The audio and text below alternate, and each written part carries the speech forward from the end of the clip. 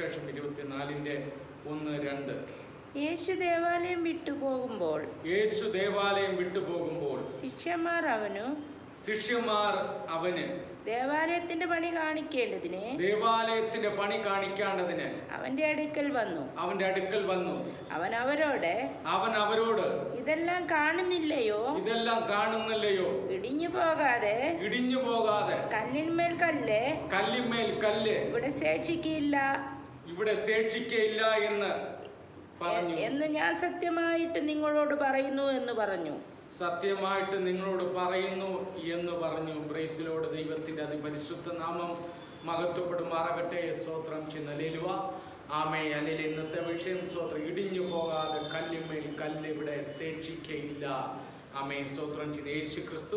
ഈ വിഷയത്തിലേക്ക് വരും മുൻപേ യേശു ക്രിസ്തു സ്തോത്രം ചെയ്യുന്നു. അല്ലെങ്കിൽ ഒലിവ് മലയ്ക്ക് പോകുന്നതിന് മുൻപേ ലോക അവസാനത്തിൻ്റെ അടയാളം തൻ്റെ ശിഷ്യന്മാരോടുകൂടെ പറയുന്നതിന് മുൻപേ ആമേ പറയുന്ന വചനമാകുന്നു. ഇവിടെ യേശു ക്രിസ്തു പറഞ്ഞ വചനമാകുന്നു. ആമേ. സ്തോത്രം ചെയ്യുന്നത് വായിച്ചത് തൻ്റെ ശിഷ്യന്മാരോടുകൂടെ യേശു ക്രിസ്തു പറയുന്നതാകുന്നു. ആമേ. ഇവിടെ വചനം വായിച്ചത് സ്തോത്രം ചെയ്യുന്ന അതിൻ്റെ 1-ാമത്തെ വാക്യം. ഞാൻ യേശു ദേവാലയം വിട്ടു പോകുമ്പോൾ സ്തോത്രം ചെയ്യുന്ന ദേവാലയത്തിൻ്റെ ആമേ. സ്തോത്രം ദേവാലയത്തിലുള്ള കല്ലുകളെക്കുറിച്ചും അതിൻ്റെ പണികളെക്കുറിച്ചും അതിൻ്റെ സ്തോത്രം ചെയ്യുന്ന അതിൻ്റെ അലങ്കാരകത്തെക്കുറിച്ചും സ്തോത്രം ചെയ്യുന്ന ദൈവാലയത്തിൻ്റെ എല്ലാം ആമേ. സ്തോത്രം ചെയ്യുന്ന പ്രൗഢിയെക്കുറിച്ച് വർണ്ണിക്കുന്ന വാക്യമാകുന്നു 1-ാമത്തെ വാക്യം. സ്തോത്രം. മത്തായി എഴുതിയ സുവിശേഷം ആമേ 24:1 വാക്യത്തിൽ അവിടെ പറയുന്നത് സ്തോത്രം ചെയ്യുന്നു. ആമേ. സ്തോത്രം ചെയ്യുന്ന സ്തോത്രം ചെയ്യുന്ന പണി ആമേ യേശു ക്രിസ്തുവിൻ്റെ കൂടെ ശിഷ്യന്മാരായിരിക്കുന്ന ആമേ തൻ്റെ ശിഷ്യന്മാർ യേശു ക്രിസ്തുവിനോട് കൂടെ സ്തോത്രം ചെയ്യുന്നത് ആമേ ആലയത്തിനെ കുറിച്ച് വർണ്ണിച്ചു കൊടുക്കുന്ന വാക്യമാകുന്നു ഇവിടെ വായിച്ചത്. എങ്ങനെയുണ്ട് ഞങ്ങളുടെ ദേവാലയം? ആമേ. നീ പ്രസംഗിച്ചിരുന്നതല്ലേ, വചനം സംസാരിച്ച ആലയമല്ലേ എന്നൊക്കെ പറഞ്ഞ് ആമേ ആലയം എങ്ങനെ ഉണ്ടെന്ന് സ്തോത്രം ചെയ്ത് പുറത്ത് വന്നിട്ട് ആമേ സ്തോത്രം ചെയ്യുന്ന ആമേ പറഞ്ഞു കൊടുത്ത് വർണ്ണിക്കുന്ന വാക്യമാകുന്നു ഇവിടെ വായിച്ചത്. ആമേ.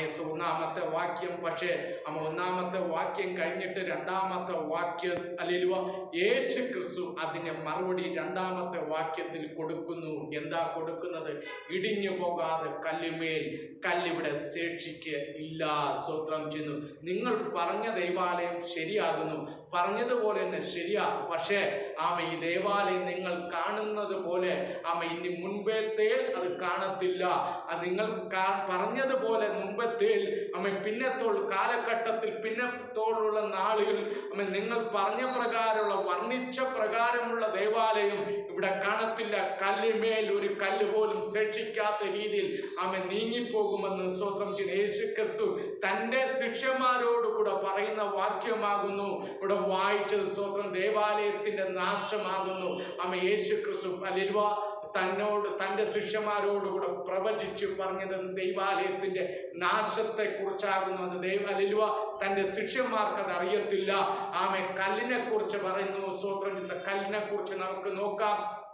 ദേവാലയ നിർമ്മാണത്തിന് ഉപയോഗിച്ച കല്ലുകൾക്ക് 70 അടിയിലധികം നീളവും 10 അടി വീതിയും 8 അടി പൊക്കവും ഉണ്ടായിരുന്നു ഈ കല്ലുകൾ. സ്തോത്രം ചെയ്ത് ഈ കല്ലുകൾ ബഹുവർണ്ണങ്ങൾ കൊണ്ട് ചമയച്ചണിയിച്ച ഭംഗി ഉണ്ടായിരുന്നു. സ്തോത്രം ചെയ്യുന്നു.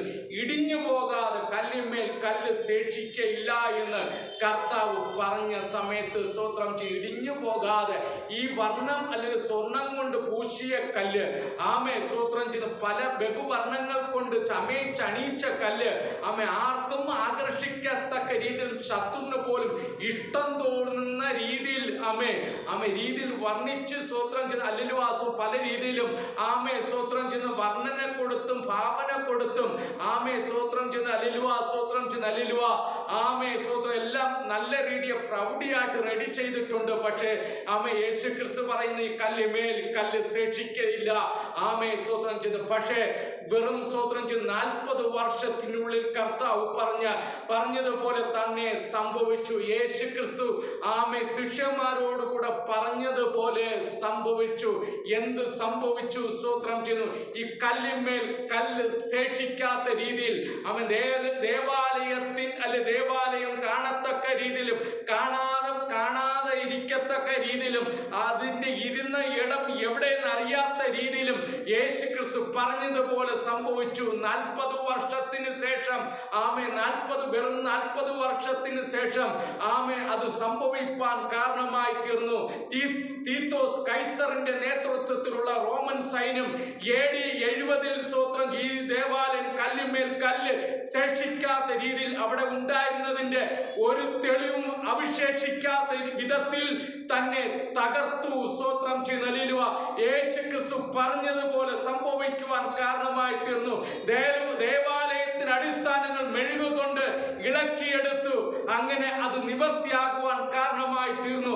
യേശു ക്രിസ്തു പറഞ്ഞതുപോലെ ദേവാലയത്തിന് അടിസ്ഥാനങ്ങൾ സ്തോത്രം ചെയ്ത് മെഴുകുകൊണ്ട് സ്തോത്രം ചെയ്യുന്നു. തീത്തോസ് കൈസർ AD 70 സ്തോത്രം ചെയ്ത് അതിന്റെ അടിസ്ഥാനം വരെ ഇളക്കി മാറ്റി. ദൈവം യേശു ക്രിസ്തു പറഞ്ഞതുപോലെ സംഭവിച്ചു. സ്തോത്രം ചെയ്യുന്നു. ദൈവത്തിന്റെ അത്ഭുതങ്ങൾക്കായി നന്ദി നിറഞ്ഞ ഹൃദയത്തോടെ സ്തോത്രം ചെയ്യുന്നു. സാത്താൻ പറയും നിന്നെ ഓട്ടിച്ചു കളയും, നിന്നെ നിലനിർത്തത്തില്ല, നിന്നെ ഇവിടെ നിന്ന് നാടുകടത്തും, വീട്ടിൽ താമസിപ്പിക്കാൻ വിടത്തില്ല, നീ ദേശം വിട്ടു പോകാണ്ട് വരും, നിന്നെ തട്ടിക്കളയും, കൊന്നുകളയും, നിന്റെ കുടുംബത്തെ നിലനിർത്തത്തില്ല എന്ന് ശത്രു പറയും. എന്നാൽ അതൊന്നും നടക്കത്തില്ല. ദൈവത്തിന്റെ പ്ലാനും പദ്ധതിയും അനുസരിച്ച് നടക്കത്തുള്ളൂ. യേശു ക്രിസ്തു പരിശുദ്ധാത്മാവ് നിന്നിൽ കൂടെ ദൈവവചനത്തിൽ കൂടെ നിന്നിൽ കൂടെ നിന്റെ കുടുംബത്തിന് വേണ്ടി, ഭവനത്തിന് വേണ്ടി, സഭയിൽ കൂടെ സഭയ്ക്ക് വേണ്ടി ദൈവം എന്തെങ്കിലും പറഞ്ഞിട്ടുണ്ടെങ്കിൽ അത് കാലങ്ങൾ കഴിഞ്ഞാലും, മാസങ്ങൾ കഴിഞ്ഞാലും, വർഷങ്ങൾ കഴിഞ്ഞാലും, അത് എത്ര കാലം കഴിഞ്ഞാലും അത് നിവർത്തിയായി തന്നെ തീരും. സ്തോത്രം ചെയ്യുന്ന ദൈവത്തിന്റെ ആത്മാവ് പോഷ്കിന്റെ ആത്മാവല്ല, സത്യത്തിന്റെ ആത്മാവാകുന്നു. നമ്മുടെ ദൈവം പോഷ്കിന്റെ ദൈവമല്ല, സത്യത്തിന്റെ ദൈവമാകുന്നു. പറഞ്ഞതുപോലെ നിന്റെ ജീവിതത്തിൽ, നിന്റെ കുടുംബത്തിൽ, ഭവനത്തിൽ അതുപോലെ തന്നെ തന്നെ ചെയ്യും. കാലം കഴിഞ്ഞാലും അത് നടക്കാതെ പോകത്തില്ല. അത് നടന്നു തന്നെയാകും, അത് നിവർത്തി തന്നെ ആകും. ദൈവത്തിന്റെ അത്ഭുതങ്ങൾക്കായി നന്ദി നിറഞ്ഞ ഹൃദയത്തോട് സ്തോത്രം ചെയ്യുന്നു. സ്തോത്രം ചെയ്യുന്നു. ഇതിനെക്കുറിച്ച് തന്നെ പഴയ നിയമത്തിൽ വാക്യം രേഖപ്പെടുത്തിയിട്ടുണ്ട്. മികാ പ്രവാചകന്റെ പുസ്തകം 3-ാം അധ്യായം അതിന്റെ 12-ാമത്തെ വാക്യം. അതുകൊണ്ട് നിങ്ങളുടെ നിമിത്തം സിയോനെ വയൽ പോലെ സിയോനെ ഉഴുതു മറിക്കും. യെരൂശലേമേ കാൽക്കുന്നുകളും ആലയത്തിന്റെ പർവ്വതങ്ങളും കാട്ടിലെ മേടുകളെ പോലെ തന്നെ ആയിത്തീരുമെന്ന്. സ്തോത്രം. യേശു ക്രിസ്തു ജനിക്കുന്നതിന് മുൻപേ മീഖാൽ പ്രവാചകൻ പഴയ നിയമത്തിൽ രേഖപ്പെടുത്തിയിരിക്കുന്നു. ആ പഴയ നിയമത്തിൽ എഴുതിയ പ്രവചനം സ്തോത്രം ചെയ്ത് പ്രവചിച്ച സ്തോത്രം ചെയ്ത് മീഖാ പ്രവാചകൻ മരിച്ചുപോയി. ആ പ്രവചനം സ്തോത്രം ചെയ്യുന്നു. പുതിയ നിയമത്തിൽ യേശു ക്രിസ്തുവിന്റെ കാലഘട്ടവും കഴിഞ്ഞ് 40 വർഷത്തിന് ശേഷം അത് നിവർത്തിയാക്കിയ ദൈവത്തിനായി നന്ദി നിറഞ്ഞ ഹൃദയത്തോടെ സ്തോത്രം ചെയ്യുന്നു. കാലം എത്ര കഴിഞ്ഞാലും നിന്നോട് ചെയ്ത വാഗ്ദത്തം അത് നിവർത്തിച്ച് തന്നെ തീരുന്ന ദൈവത്തിനായി നന്ദി നിറഞ്ഞ ഹൃദയത്തോടെ സ്തോത്രം ചെയ്യുന്നു. BC സ്തോത്രം BC 724 മിഖാൽ പ്രവാചകനിൽ കൂടെ അരുളി ചെയ്തത് AD 70 അത് നിവർത്തിച്ചു കൊടുത്ത ദൈവത്തിനായി നന്ദി നിറഞ്ഞ ഹൃദയത്തോടെ സ്തോത്രം ചെയ്യുന്നു. ഇടിഞ്ഞു പോകാതെ കല്ലിന്മേൽ കല്ലിവിടെ ശേഷിക്കയില്ല. ദൈവത്തിന്റെ ആത്മാവ് വചനത്തിൽ കൂടെ, ദർശനത്തിൽ കൂടെ, വെളിപ്പാടിൽ കൂടെ, ദൈവത്തിന്റെ ദാസന്മാരിൽ കൂടെ ദൂതുകൾ അറിയിച്ചിട്ടുണ്ടെങ്കിൽ അതുപോലെ തന്നെ നിന്റെ ജീവിതത്തിൽ, നിന്റെ കുടുംബത്തിൽ, ഭവനത്തിലും സഭയിലും അതുപോലെ നിവർത്തിച്ചു തരുന്ന ദൈവത്തിനായി നന്ദി നിറഞ്ഞ ഹൃദയത്തോടെ സ്തോത്രം. കാലങ്ങൾ കടന്നുപോയാലും അതിനുവേണ്ടി കാത്തിരിക്കുക. അത് നിവർത്തി വരും, അത് പൂർത്തിയാകും. ദൈവപ്രവൃത്തികൾ പൂർണ്ണതയിലേക്ക് നിന്നെ കൊണ്ടെത്തിക്കും. കർത്താവ് വചനത്താൽ എല്ലാവരും ധാരാളമായി അനുഗ്രഹിക്കുമാറാകട്ടെ. Hallelujah, hallelujah, hallelujah.